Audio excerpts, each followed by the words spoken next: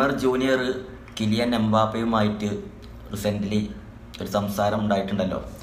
അതായത് Lionel Messi PSG എത്തിയത് മുതൽ കിലിയൻ എംബാപ്പയുടെ സ്വഭാവം മാറി തുടങ്ങി, എന്നോടൊന്നും സംസാരിക്കാതെയായി.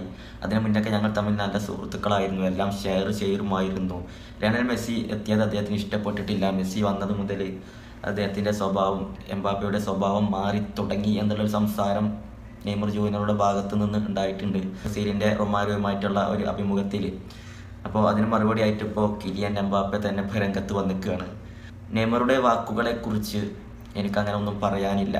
ഞാൻ അദ്ദേഹത്തെ ഒരുപാട് ബഹുമാനിക്കുന്നു. ഫുട്ബോൾ ചരിത്രത്തിലെ ഒരു മികച്ച കളിക്കാരനെ കുറിച്ചുള്ള ഏറ്റവും നല്ല ഓർമ്മകൾ മാത്രമാണ് ഞാൻ ഓർക്കാൻ ആഗ്രഹിക്കുന്നത്.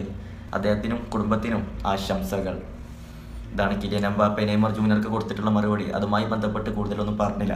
ആ ഒരു സംഭവത്തെ കുറിച്ചിട്ട്, നെയ്മർ പറഞ്ഞ ആ ഒരു സംഭവത്തെ കുറിച്ചിട്ട്. നെയ്മറിനെ ഒരു മികച്ച കളിക്കാരനാണ്, അദ്ദേഹത്തെ ഞാൻ ഒരുപാട് ബഹുമാനിക്കുന്നു. അദ്ദേഹത്തോടൊപ്പമുള്ള നല്ല നിമിഷങ്ങളാണ് ഞാൻ ഓർക്കാൻ ആഗ്രഹിക്കുന്നത് എന്നാണ് കിലിയൻ എംബാപ്പെ പറഞ്ഞത്.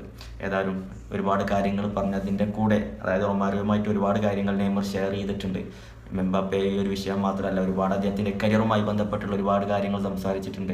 അതിൻ്റെ കൂടെയാണ് ഈ എംബാപ്പെ ലയണൽ മെസ്സി ഇഷ്യൂ കൂടി നെയ്മർ ജൂനിയർ അതിൽ പറഞ്ഞത്. അപ്പോൾ അതിന് മറുപടിയായിട്ടാണ് കിലിയൻ എംബാപ്പെ കൂടുതൽ ആ ഒരു സംഭവം വിവരിക്കാതെ നെയ്മർ ജൂനിയർക്കും മാത്രമായിട്ടുള്ള ഒരു മറുപടി ഈ ഒരു വിഷയവുമായി ബന്ധപ്പെട്ട് പറഞ്ഞത്.